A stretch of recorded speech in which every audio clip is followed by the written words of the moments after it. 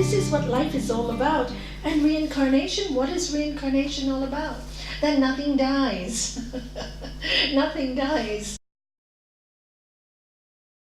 We all get reincarnated again and again and again. We're eternal. We've been told we're eternal. We talk about heavens and hells, and that we should live forever and ever and ever and ever and ever and ever and ever. Can you even imagine that ever in your mind? How far that goes? Impossible, right? So we don't die. So you just study life, and you see, to everything, as the Psalms go, to everything, turn, turn, turn. Do you remember the song? There is a season, a time to be born, a time to die, a time to love, a time to hate, a time for everything. And if we look all around us, is it not true? Everything reincarnates. You cut the tree down. The tree becomes log for a fire, the tree becomes books, the books become knowledge, the knowledge goes into us, we share the knowledge, and there the tree is reincarnated in us. The farmer sows the seed, grows the vegetables, we eat the fruit and the vegetables, and sorry about the meat stuff, but that happens too.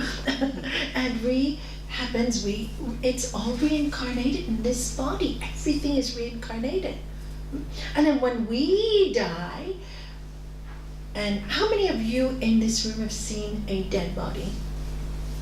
Okay, not everyone. It's really important to see it. Next time somebody passes, go to the funeral and look at the dead body. It's not scary. It's actually, it's an awakening experience. Because when you look at the body, you will see that the person that you knew is no longer there. It's no longer there. You will just see the body and you'll think, where has that person gone? This body isn't the person I know. It's a really odd feeling. It's a really odd feeling. So where did the person you know go?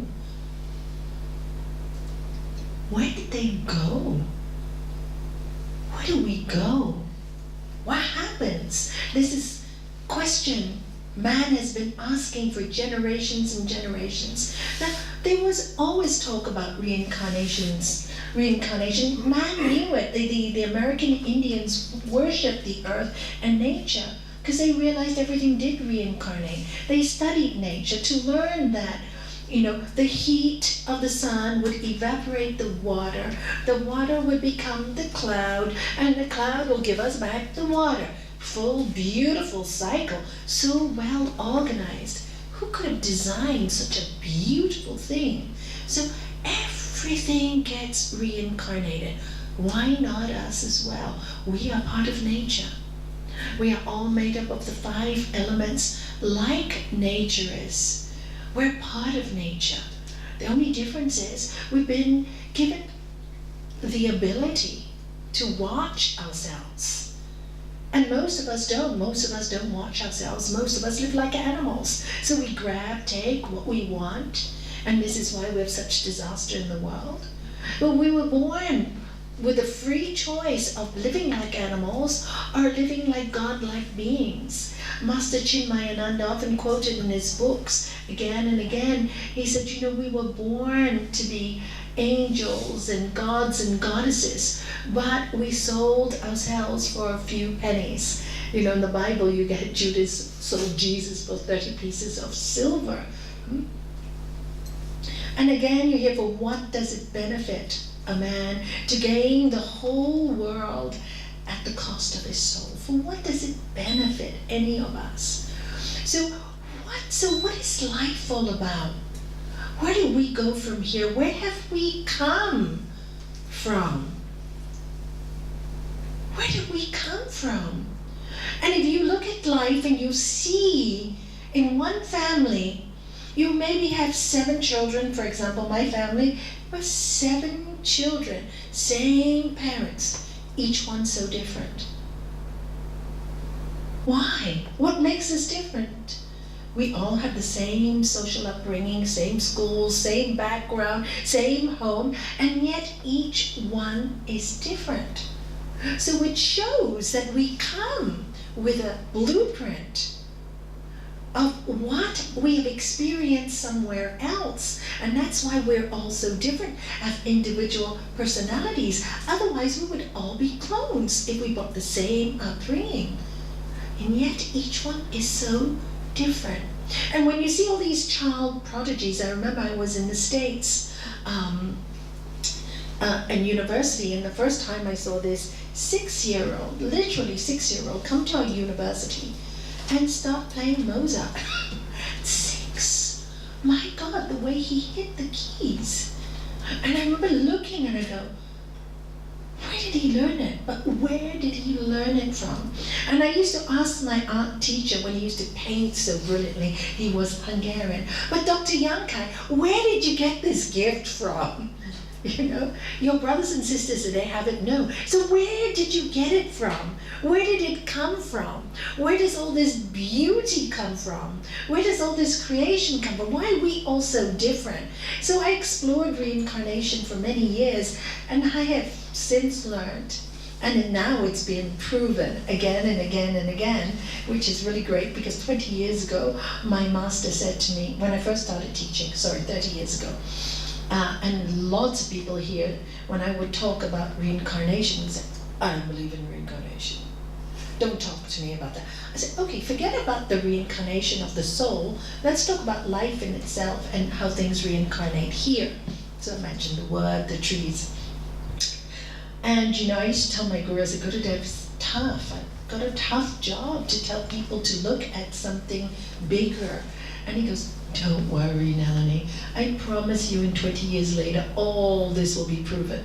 And sure enough, today, it's all proven.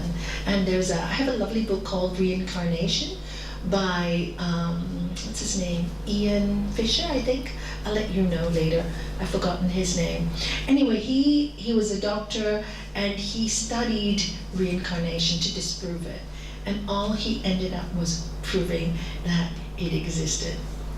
And there's this lovely story in this book about this young girl. She's born to an American family. Her name is Romy, and she has lovely curls. There's a picture of her in the book, because they obviously went to these, you know, to observe these cases. Now, from the age of 3 and 4, she kept on saying, my name, and I'll just give you the male name. I don't know what it exactly is, because I don't remember the story exactly. My name is James Oliver. I have 3 children. I died in a motorcycle accident. And I want to go back and see my family. My wife's name is Sheila, and this is coming from a little girl who is 3 or 4 years old. So the parents kind of like, they were Catholic. And they thought, is my child going crazy? Why is my child doing this? But Romy wouldn't stop talking about his wife, Sheila, who'd left the earth with him, but the children are there, and he wants to see Louise, who is his mother, and she's got a bad leg, and he needs to see her. Now, this is a little girl talking like a man. So the parents got so distraught, they didn't want to take the child to a doctor, because they know the doctor would medicate the child, because the child was okay in every other way. So they actually found a professor in a university who was studying reincarnation, because deep in their subconscious they thought there must be something here. So what they did is this doctor came over, and with a team of people, and started talking to Romy. And so Romy said, yes, this is where she lived. They lived in a red brick house in a little town 150 miles away from where they were presently living. So under observation, the doctor, the parents, and a few other people, they took her to this town that she was talking about. As soon as they said they were getting near town, this girl started to get really, really excited. I said, yes, my house is somewhere here, but where is the red brick house? They found where the house was situated, but it wasn't a red brick house. So anyway, Romy says, don't knock at the front door. They only open the side door. And sure enough, when they walked to the front door, what did they see? A sign, please use side door. So the sign was there, but it wasn't a red brick house. So they knock at the door, and this old lady comes out. Her name is Louise, and she has a bad leg. She's got a stick. So now they're thinking, oh my God, there's some truth to all of this. Anyway, they go in, and little Romy, she holds the old lady's hands, say, I'm so happy to see you, I'm so happy to see you. They go into the room where the son used to live, see a photograph, and the doctor tells Louise, this child says, she's your son, and that he died in a motorcycle accident with his wife called Sheila, and the woman started crying. She said, that's exactly what happened. They died in a motorcycle accident. So just one question, your house is not red brick. Oh, we had a fire a few years ago, so we repainted it all in white. So, and so this was one of the documented cases. Like that, there are many, many documented cases. It does happen. It does slip in the consciousness when we come back to this life. You know, this is why you have sometimes, what transgender, right? They really just remember their past life as a male or a female. It's not a fault, there's nothing wrong with it. It's just the memories are so strong and slipped into what we call the chitta, or consciousness in this life. And that's how they feel. They remember that feeling of being male or female, and they can't understand what they're doing in a body that doesn't belong to them. And that's what they feel, and that's what they suffer. I've seen quite a few transgenders, and that's what they tell me. But this is not my body. I need my body back, the one that was really mine. And I find myself trying to explain to the parents, you know, this is a slip of reincarnation. There's no good, there's no bad. We must understand and love them. And understand what they're going through. And how many people have I met in this life who have told me, this is not my home, I don't belong here, I don't belong in the West, or I don't belong in the East, I feel I belong in the West, I feel I belong in the East, oh, India's my home, no, really, China is my home, I really feel at home in China. Past memories, do you see? So where did they come from? Where did they come from, if not from another life? So let me read some of your questions. And if you have any other thing you would like to add or share or ask any other questions, please feel free to. Does our karma determine where we go and if we can see our loved ones? Yes, yes. Your karma does. What is karma? Cause and effect. As you sow, you reap. As you sow, you reap. So your karma will determine what kind of life you will have the next time round, what you need to learn. And what we need to learn is why we keep coming back and back and back. And the whole idea of yoga is to understand this evolution of, let me put it in my own words, animal man to sophisticated, educated man to divine man, or woman. When I say man, I'm talking about man and woman. And that's the whole law of reincarnation. We came from the consciousness, it, and if you read the scriptures, what is it? It's omnipresent, it's omniscient, it's everywhere, it's nowhere. It's inside you, it's inside me, it's outside me.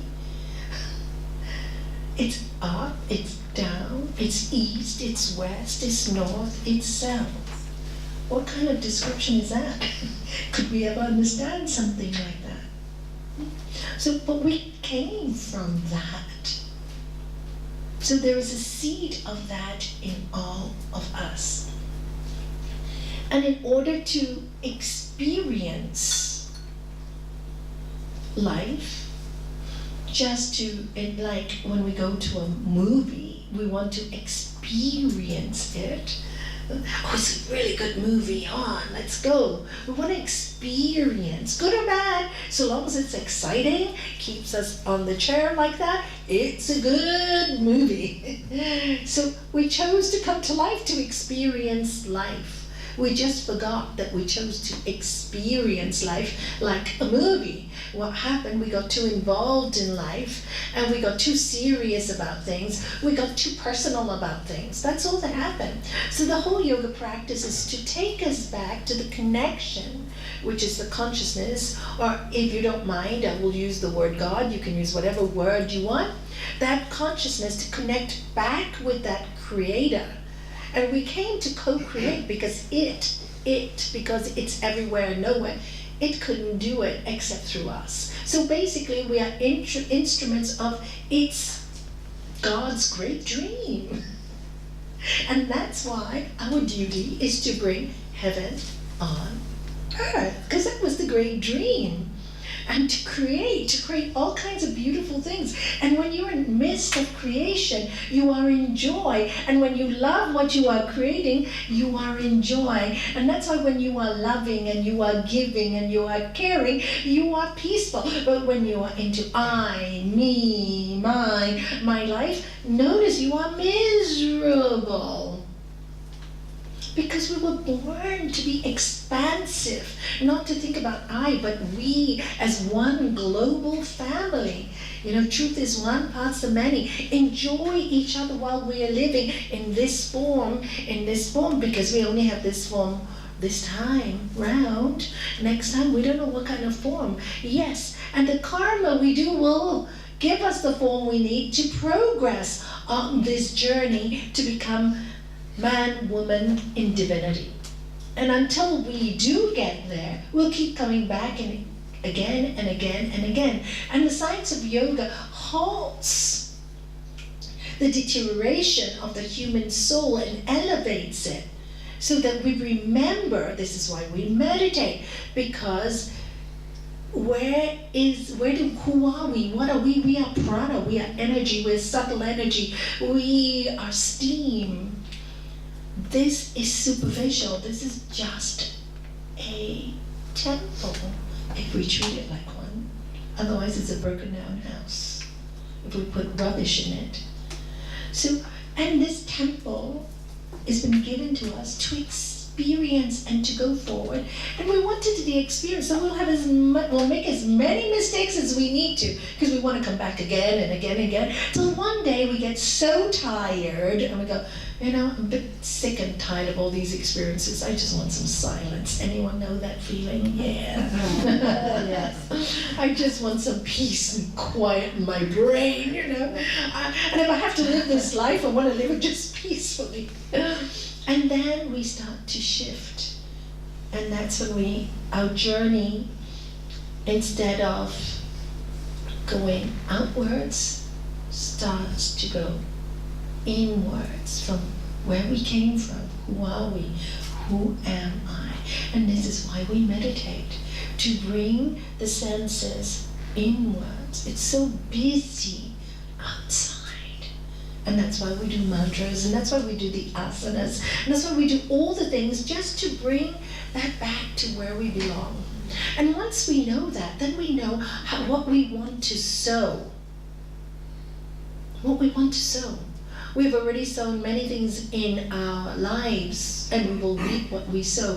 Because God is not a God that punishes you for what you do. It's just the law of this earth.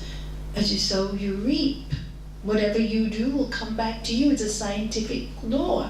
For every action, there is an equal and opposite reaction. It's just the way it is. And the other day I was telling a story. It's like this boy with his father. His father's taking him to the mountains. And while he's in the mountains, he's going, Dad, I want to climb this mountain. And he hears, Dad, I want to climb this mountain. Dad, why is the mountain copying me? Dad, why is the mountain copying me? Who are you? Who are you? Oh, stop it. Oh, stop it. Stop being a parent. Oh, shut up. Oh, shut up. And the boy gets irritated. And the mountain gets irritated. And the boy goes to his dad and, Dad, who is doing this to me? The father says, yourself. It's just echoing back to you what you put out. And that's all that happens. So if you think, if you're constantly thinking, I'm not good enough, what will you be? It'll echo back to you, you're not good enough. I'm a fool. I'm a fool. I'm beautiful. I'm beautiful. I'm joyful. I'm joyful. So it just gives you back what you think. So interesting.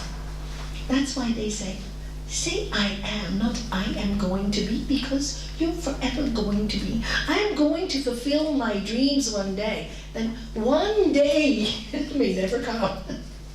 I'm fulfilling my dreams now, from today. And when you even say it, it feels positive. I'm fulfilling my dreams now, from today. Say it with me. I am fulfilling my dreams now, from today. It's empowering. Suddenly there's a shift of energy coming from somewhere within you, the higher self or whatever you want to call it. And then I'm doing it today.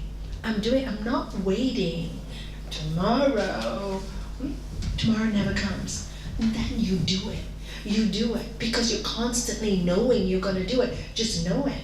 I'm doing it today. And you get up today and you haven't done it. I'm doing it. You'll do a little something today to start it going, oh, at least I made a start today. You'll feel so happy when you made that start. And because you feel so happy, you'll be so encouraged to do it tomorrow, again and again, till every day becomes today. And then before you know it, within a year or two, the dream is starting to come to fruition just by doing a little every day.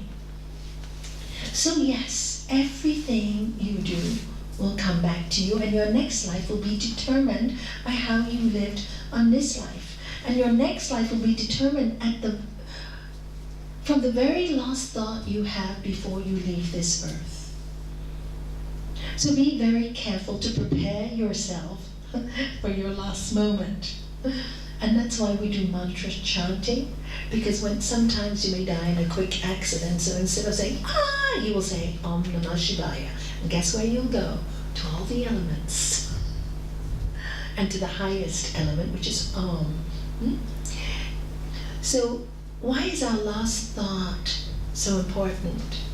In all traditions you will see, at the last moment, they will call somebody holy or highly spiritual to be with the person who is passing away. Why? Because they know they're leaving this dimension and they want to take them to a higher dimension, the dimension that they will move forward towards the light, and maybe even to a more beautiful next body that will help them progress on this spiritual journey. And that's why all traditions have this. So your last thought is really important. Sri Patanjali tells us if you really want to know this divine energy, you must have faith, energy and strength. These are really important on this path. Faith, energy, and strength. And faith in what? It's up to you. But faith, where does it come from? Where does it come from? It comes from within you. Energy, where does it come from? From within you. Buddha says, there is no place for a lazy person on the spiritual path. Don't bother. Come back next time and do it. Because if you're lazy, you'll never get there. You just won't get there. Many people take the yogic path because they run away from life and they think, oh, I'll just meditate and everybody will think I'm so holy and feed me. No. As you sow, you will reap. You don't feed the world will not feed you back.